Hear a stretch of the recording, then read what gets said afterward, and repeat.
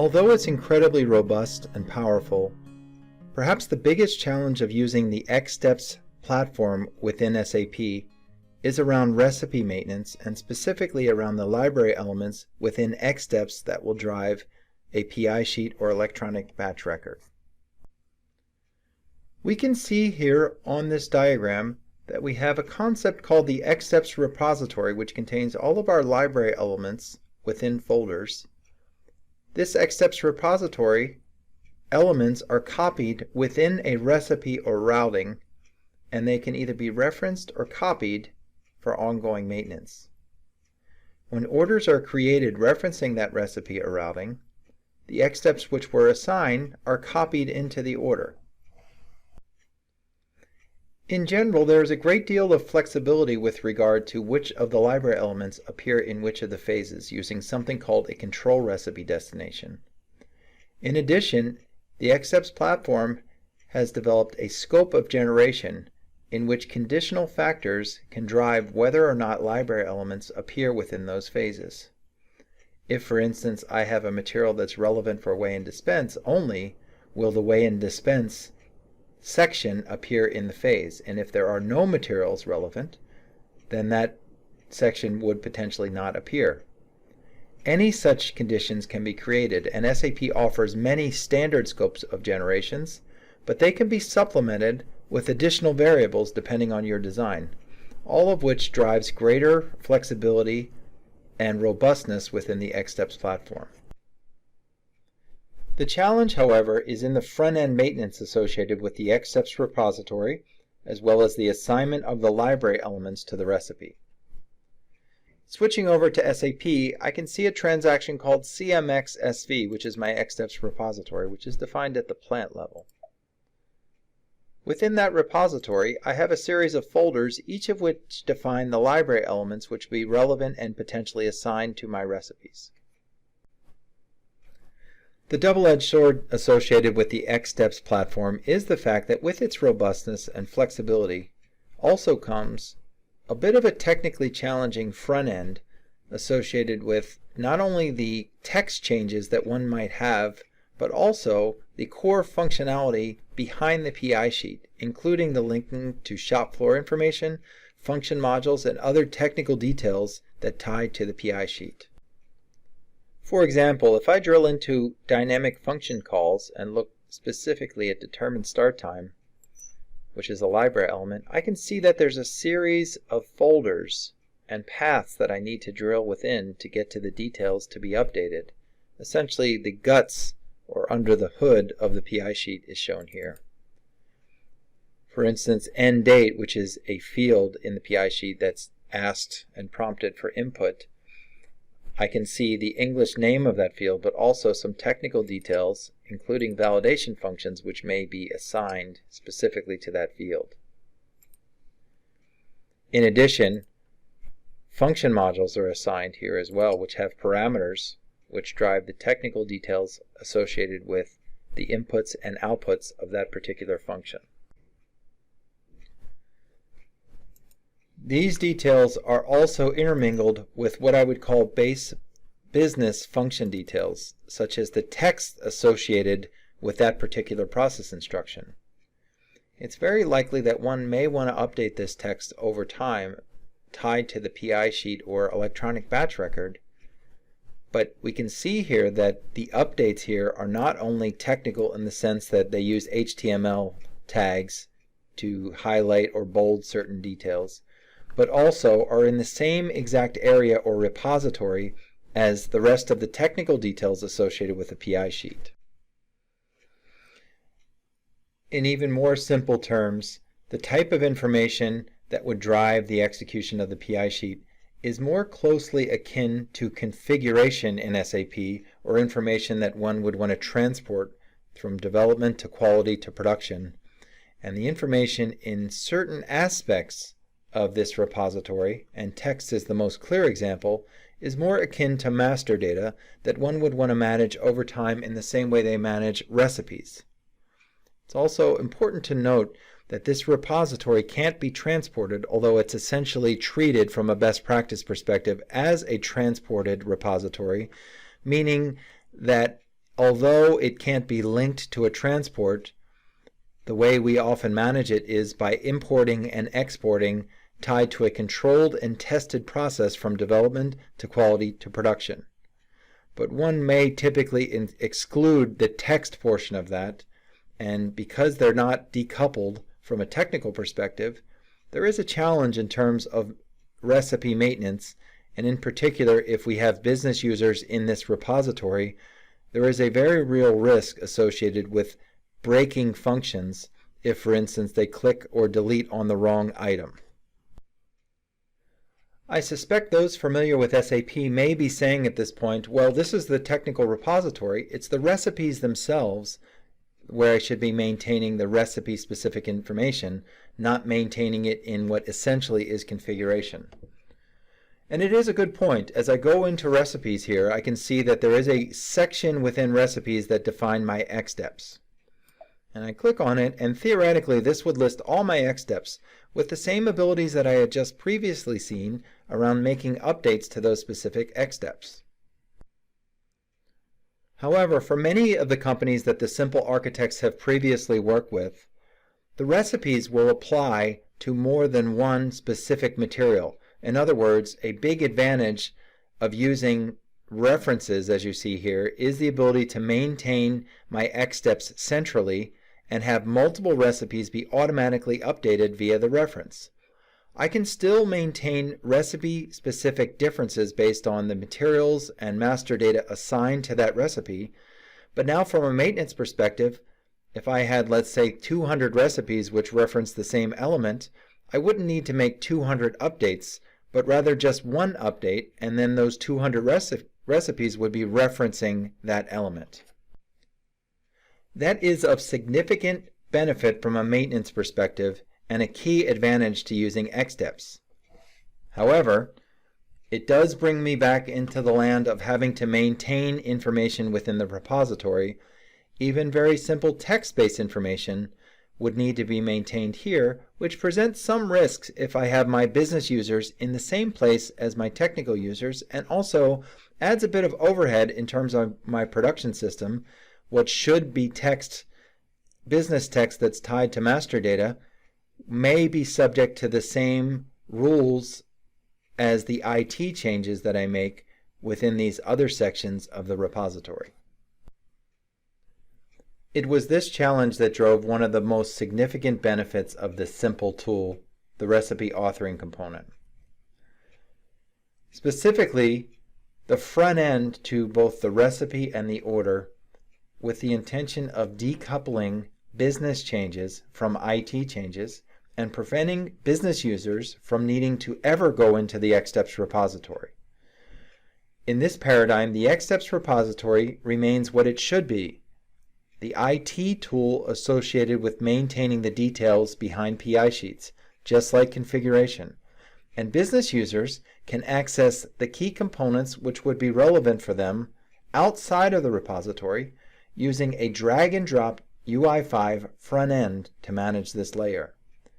UI5 is the same technology as Fiori, which is SAP's strategic direction as far as SAP front ends. It essentially is, just like GUI, another mode of accessing the SAP application. Switching over to this UI5 front end, I can see that I have a listing of master recipes, which can be updated, as well as orders, which I'll get to in a second. For the master recipe component, I have an order header and the specific phases of that master recipe. Within the control recipe destination of those phases or header, I can define what comprises my PI sheet. Unlike its predecessor, process instruction categories, Xsteps allows for a many-to-many relationship between the control recipe destinations and the phases, meaning that I can have the same phase within multiple separate PI sheets within the same master recipe. In this case, I only have one PI sheet, essentially, the operations PI sheet, but that could be more. And then within that control recipe destination, I have these sections assigned to this phase 1, other sections assigned to phase 2, although I could continue to drag some of my library elements into this phase to add to them, as well as resequence them easily within the phases. Behind a particular section, I can click and get into the details of that, including some key parameters that I can determine a business user should be maintaining. Again, this is not maintaining the actual guts of the PI sheet library elements, but rather the parameters which may drive certain information. A simple one to understand, for instance, is the header text associated with it, or the detailed long text, in which I can define, using a standard word processing interface, the nature and details associated with that process instruction category, including, for instance, the font, the color, or anything else that I want to manifest on a PI sheet. Please note that this is very different than using HTML tags and highly non-technical, as someone with word processing skills could be making these updates to instructions, again, completely outside the confines of the repository that we saw earlier. Beyond just these updates and other parameters, mostly text, but can be other values that I maintain here, is the scope of generation, in which I can define conditions, and again, this would probably be procedural, but I can define conditions in which this section will appear within this phase. For instance, rework only might be one of my options, in which it only will appear if I have rework orders, or essentially any other variable that I determine that would be conditional for this PI sheet section to appear. I can enter it here. Of course, the repository itself would need to have reflected this as a condition, but this allows my business users to determine conditionally which sections should appear based on, ideally, some simple business logic or variables associated with the order. Once I accept these changes, my updates will be made to the actual recipe, and the next order that is referencing that master recipe will reflect those changes. For those concerned about change control, there is a function within SiMPL to reflect the change number that is valid for that master recipe, and a control parameter which is configurable to determine that only changes can be made for open change numbers which have been released, if release keys are used, or if release keys are not used, as long as there's a valid change number for that master recipe. This allows me to control via engineering change management which of these updates can be made. And again, this stays true to the paradigm of the changes here being mostly business user master data changes, as opposed to the configuration changes behind each of these elements within the repository. Another interesting element of the SiMPL front end is the ability to maintain actual orders. If I look at the filter at the bottom, we can see that I can not only make updates to master recipes or multiple master recipes at one time, but also process orders, so that when I click on a specific process order in the list to the left, I can actually make updates to it before it is manifested as a PI sheet. It's important to note that this is for situations in which the process order has not yet been sent as a control recipe destination. In other words, you've created it and either potentially left it in a created status or released it, but did not yet send the control recipe destination, which is the step that actually creates the PI sheet. In this simple example here, I'll drag a few elements which we will later recognize in the PI sheet into each of the phases, and in some cases drag 2 elements, and open this as well, so that I now have sections within each of these phases as well as the order header of the PI sheet. In addition, behind the first order header element, I can actually update a parameter to make it clear that I've made these updates. In this case, I'll go back to updating long text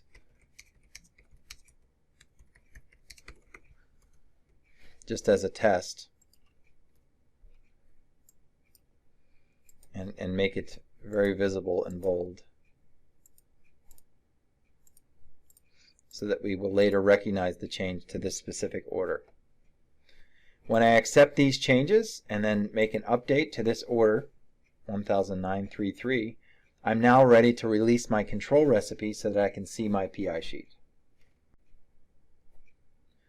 To do this, I'll switch back to the GUI and go into my process order that I've just updated, which ended in 933.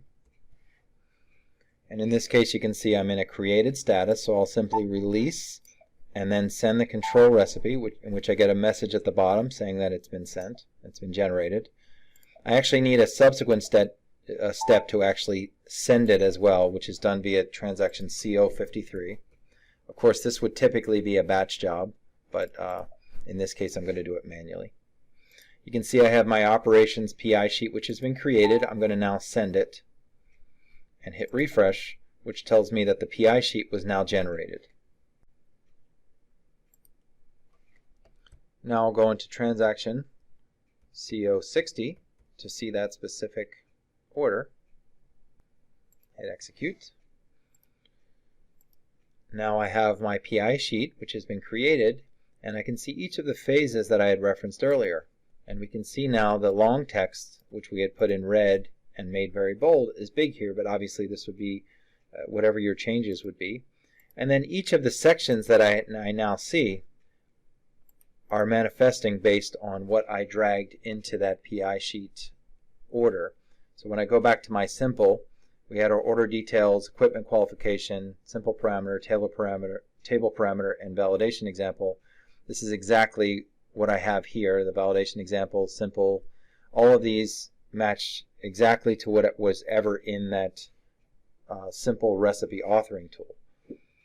I think for those that have made these updates manually and those that have worked with XSteps before, they will recognize how powerful this ability is, using the UI5 front end, using a drag and drop interface with the ability to maintain text and to do this all separately than the IT component is a major strength to using the SiMPL tool, and in the views of the SiMPL architects is a major enabler to using what is already a very powerful tool in XSteps in SAP. Thank you for watching this demo on the SiMPL recipe authoring tool. If you want more information, please contact the link on the website for a live demo.